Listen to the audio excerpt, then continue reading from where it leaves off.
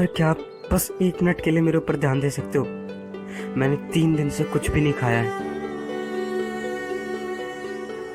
मैं सच में बहुत भूखा हूँ। सर मेरे पास तो 5 कॉर्पैक्स भी नहीं है कि मैं आज के लिए एक होटल रूम बुक कर सकूं जिसमें मैं सो सकूं।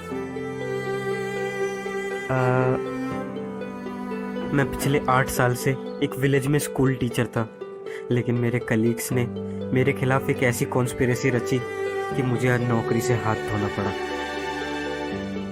बेगुनाह होते हुए भी मुझे अपनी जॉब से निकाल दिया गया।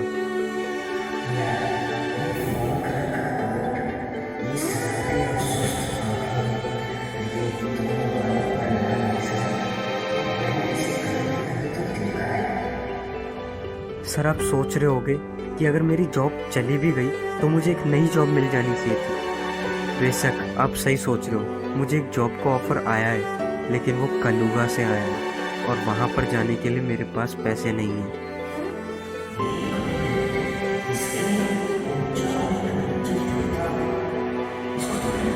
तुम तो वही हो ना जो मुझे कल सदाविया स्ट्रीट पर मिले थे, और कल तुम मुझसे कह रहे थे कि तुम एक स्टूडेंट हो जिसे स्कूल से निकाल दिया गया, और आज तुम कह रहे हो कि तुम एक टीचर हो।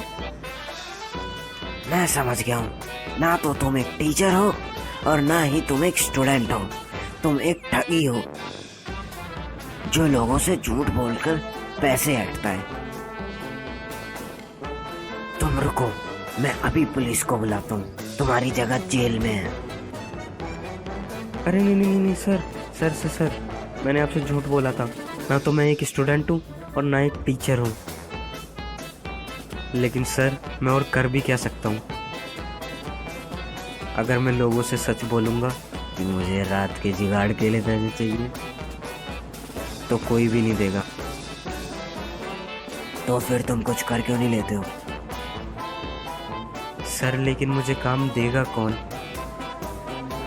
क्या तुम लकड़ियाँ काट सकते हो? सर मजाक कर रहे हो क्या? अभी तो जो प्रोफेशनल वुड कटर्स हैं वो भी बेरोजगार बैठे हैं, तो आप मुझे काम कहाँ से दिलाओगे? तुम मेरे साथ चलो, मैं तुम्हें काम देता हूँ।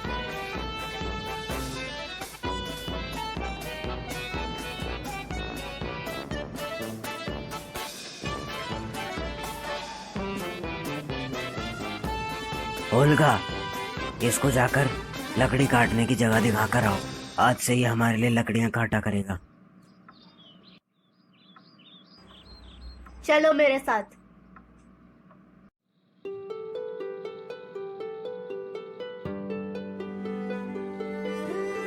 यार, क्या मैंने सही आदमी को काम दिया है? क्योंकि इससे तो अपने बलबूते पे खड़ा भी नहीं हो जा रहा है। न जाने ये कैसा काम करेगा।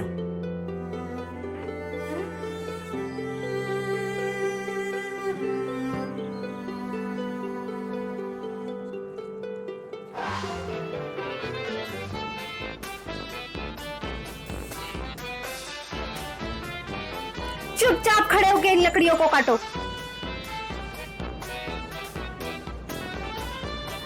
उसने लकड़ी उठाकर रखी और उस पर धीरे से कुल्हाड़ी मारी, इतनी धीरे से कि वो लकड़ी फिसल कर गिरी।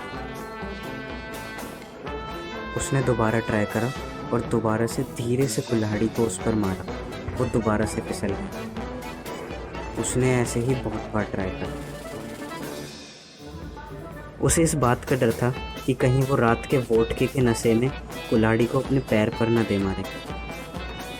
वो ठंड से काफी ज्यादा कांप रहा था।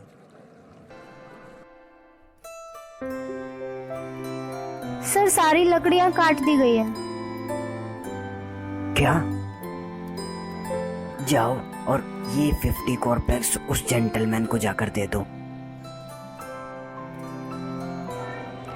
सर 50 कॉर्पैक्स तो बहुत ज्यादा है। इतने में तो वो 10 दिन के लिए रूम भी बुक कर सकता है। कोई बात नहीं, उसका भी थोड़ा भला हो जाएगा। और हाँ ओल्गा, उससे ये भी कह देना कि वो हर महीने ऐसे ही हमारे यहाँ पर आ जाया करे। हम उससे ऐसे ही इधर उधर के काम करवा के थोड़े बहुत पैसे दे दिया करेंगे। और इसी तरह वो बैगर हर महीने उनके यहाँ पर आकर कुछ न कुछ काम कर दिया करता। कभी वो लॉन साफ कर दिया करता तो कभी घर की सफाई कर दिया करता। कभी लकड़ियाँ काट दिया करता या फिर कभी मैट साफ कर दिया करता। और एडवोकेट सरगेई उसको इन कामों के 20 से 50 कॉर्पेक्स दे दिया करते। कुछ महीने बाद एडवोकेट सरगेई शिफ्ट करने लगे, अपनी चेयर से नहीं, अपना घर शिफ्ट करने लगे। उन्होंने उस बैगर को भी अपने घर के फर्नीचर्स को शिफ्ट करने के लिए बुलाया, लेकिन वो कुछ काम नहीं कर रहा था। दूसरे लोग जो घर के फर्नीचर शिफ्ट करवा रहे थे, बस उनके पीछे पीछे ही घूम रहा था। वो ठंड से काफी ज्यादा कांप रहा था। अरे सुनो, इधर आना। मैं काफी खुश हूं कि आज तुमने ड्रिंक नहीं कर रखी। वैसे तुम्हारा नाम क्या है? सर लस्कॉफ। क्या तुम्हें लिखना आता है? जी सर, मुझे लिखना आता है। तो फिर ये लो, ये लेटर तुम मेरे एक फ्रेंड के पास ले जाना। वो तुम्हें कुछ कॉपी करने का एक फॉर्मल काम दे देगा। जाओ।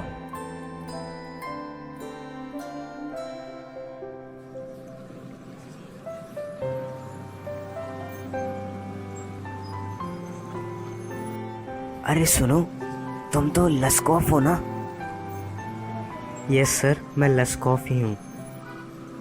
और बताओ, सब कैसा चल रहा है? सर मैं आजकल नोटरी का काम करता हूँ, जिसके मुझे पर मंथ 35 रूबल्स मिल जाते हैं।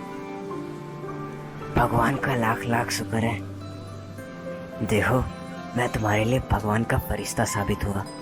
मैंने तुम्हें सुधार दिया, तुम्हें ड्रिंक करना छुड़वा दिया। और देखो, ये मेरी डांट का ही असर है कि तुम आज इतने बड़े पद पर हो और तुम इतना बड़ा काम करते हो। जी सर, आपका बहुत बहुत शुक्रिया कि आपने मुझे सुधार दिया। अगर आप ना होते तो शायद आज भी मैं झूठे टीचर या झूठे स्टूडेंट का बहाना बनाकर लोगों से भीख मांग रहा होता। लेकिन सर, मुझे लगता है कि आपसे ज़्यादा योगदान मुझे सुधारने में किसी और का था, आपकी कुक ओल्गा का। क्या? लेकिन कैसे? सर आपको याद है, जब मैं पहली बार आपके घर पर आया था तो मैं एक भी लकड़ियाँ नहीं काट पाया था। तब आपकी कुक ओल्गा ने मुझे बहुत समझाया, लेकिन मैं इस हालत में था ही नहीं कि मैं कोई लकड़ी काट सकूं। उसकी आंखों में आंसू थे और उसने मेरे लिए सारी लकड़ियाँ काट दी। और यही नहीं सर, जब भी मैं आपके घर ड्रंकन हालत में आता था तो मैं कोई काम नहीं कर पाता था। मेरे सारे काम ओल्गा करती थी। वो मुझे काफ़ी ज़्यादा समझाती थी और डांटती भी थी। वो कहती थी कि मुझे तो नर्क में भी जगह नहीं मिलेगी। और उसी की डांट सुन सुनकर मैंने ड्रिंक करना छोड़ दिया और मैं एक अच्छा आदमी बन गया।